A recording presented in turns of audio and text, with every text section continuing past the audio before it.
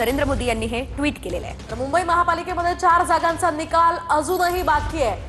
भाजप 88, ठाकरेंची सेना 66 तर शिंदेची सेना 27 जागांवर आतापर्यंत विजय झाली आहे। तर काँग्रेसला 22 जागा, एमआयएमला 8 जागा मुंबईमध्ये सध्या मिळताना दिसत आहे। तर 115 जागांची आघाडी भाजप आणि शिंदेची शिवसेना मुंबईमध्ये घेताना दिसते आहे। निकाल अद्यापही स्पष्ट झालेला नाही। 4 जागांचा निकाल हाती येणं बाकी आहे। भाजप 88 जागांवर आहे, ठाकरेंची सेना 66, शिंदे सेनेला 27 जागा मिळाल्या तर काँग्रेसला 22 जागा आणि एमआयएमला 8 जागांवर विजय मिळालेला आहे। समाजवादी पार्टी 2, मनसे 6, दादा 3, पवारांना 1 जागा मिळताना आपल्याला दिसते। तर मुंबई पालिकेतील 4 जागांचा निकाल मात्र अद्यापही बाकी असल्याचं पाहायला मिळतंय। सकाळी 10 वाजता मतमोजणी सुरू झालेली होती, आता साधारणतः 9 वाजत आलेले आहेत। मोठा काळ लोटला, मात्र आकडेवारी बघूयात ग्राफिक्समध्ये। 115 जागा युतीच्या। दुसरीकडे ठाकरे बंधू आणि राष्ट्रवादी शरद पवार गटाला एकूण 72 जागा मुंबईमध्ये मिळालेल्या आहेत। तर काँग्रेस आणि वंचितने मुंबईमध्ये युती केलेली 23 जागा काँग्रेस आणि वंचितला मिळताना दिसतात। पुण्यात मुंबईमध्ये सकाळी 10 वाजल्यापासून खरं तर या ठिकाणी मतमोजणीला सुरुवात झालेली आहे आणि अजून सुद्धा मतमोजणी सुरू आहे। 9 वाजत आलेले आहेत। मोठा काळ हा लोटलेला आहे। तर ही आकडेवारी एक डॉक्टर होने के नाते मेरी प्रायोरिटी हेल्थ और हाइजीन पे रहेगी, एजुकेशन पे रहेगी। इन चीज़ों को मैं प्रायोरिटी देना चाहूँगी। क्या लगता है जनता ने क्या स्वीकार किया है कि इतनी बड़ी जीत संभाजी ने आज हासिल की? ये तो पुण्य ही है। पहले के हमारे जो लोकप्रिय नेता है गोपाल शेट्टी जी ने, उनका भी कार्यवास इसी वार्ड से शुरू हुआ था। बीजेपी का इतना काम है यहाँ पे, तो उसका भी पुण्य मुझे मिला है। Thank you. नहीं वन टोन कर लेता चलो।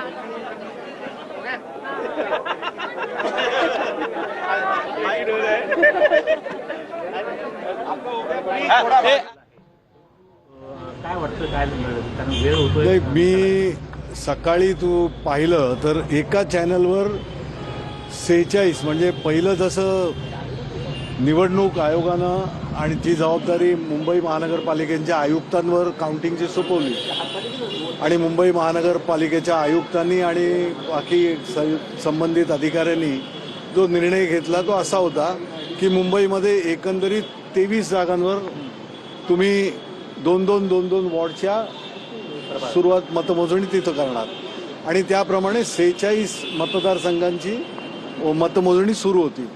एक साधारण 1-1.5 तास तर आपण पाहतोय या ठिकाणी आता विजय उमेदवारांकडून जल्लोष केला जातोय। गणेश गल्लीतली ही दृश्य आपण पाहतोय। लालबागमध्ये ठाकरेंना मोठं यश खरं तर मिळालेलं आहे आणि या ठिकाणचं आपण हे दृश्य पाहू शकतोय।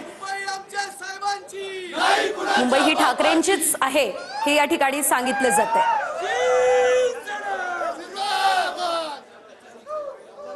ठाकरेंना घवघवीत यश, खरं तर 66 जागा मिळाल्या असल्याचं आपल्याला पाहायला मिळालेलं आहे। भाजप 88, ठाकरेंची सेना 66, शिंदे सेना 27 जागांवरती विजयी झालेली आहे।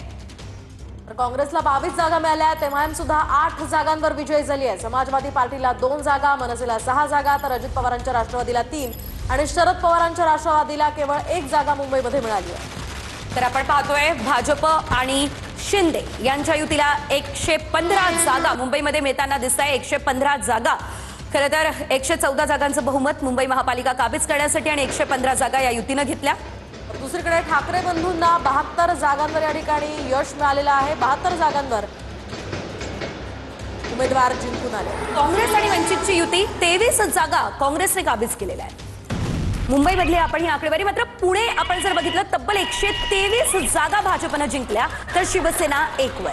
दुसरीकडे या ठिकाणी काँग्रेसला 16 जागा मिळालेल्या आहेत। दुसरीकडे ठाकरेंच्या सेनेला सुद्धा या ठिकाणी फारसं यश मिळालेलं दिसत नाहीये।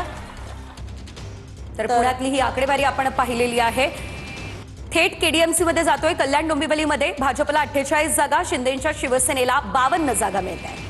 तर ठाकरेंच्या सेनेला 10 आणि मनसेला 5 जागा कल्याण डोंबिवली महापालिकेत मिळत आहेत। तर काँग्रेस आणि राष्ट्रवादीला 2 आणि 1 प्रत्येकी अशी जागा मिळालेली आहे। ठाण्यामध्ये जाऊया। ठाण्यामध्ये भाजपला 25 जागा आणि शिंदेच्या शिवसेनेला 55 जागा मिळाल्या आहेत। ठाकरेंच्या शिवसेनेला केवळ खातं उघडता आलं, मनसेचं खातंही उघडलं नाही। पवारांच्या राष्ट्रवादीला 11 जागा मिळाल्या। तर दुसरीकडे काँग्रेसला 0 जागा ठाण्यामध्ये मिळालेल्या आहेत। आता जाऊयात नाशिकमध्ये। नाशकात भाजपला तब्बल 72 जागा मिळाल्या आहेत। घवघवीत यश मिळालं। शिंदेची शिवसेना 26 जागांवर तर पवारांची राष्ट्रवादी 4 जागांवर आघाडी घेताना दिसली आहे. इकडे ठाकरेंच्या शिवसेनेला 15, मनसेला 1 तर काँग्रेसला केवळ 1 जागा त्या ठिकाणी मिळाली आहे. तर नागपूरमध्ये भाजपला 102, शिंदेच्या शिवसेनेला 2 जागा मिळताना दिसत आहे. अजित पवारांच्या राष्ट्रवादीला नागपुरात 1 जागा आहे आणि काँग्रेसला सुद्धा या ठिकाणी 35 जागांवर विजय मिळाला आहे. कोल्हापूरमध्ये आपण पाहतोय भाजपला 24 जागा मिळताना दिसत आहे. शिंदेच्या शिवसेनेला या ठिकाणी 14 जागांवर यश मिळालेलं आहे.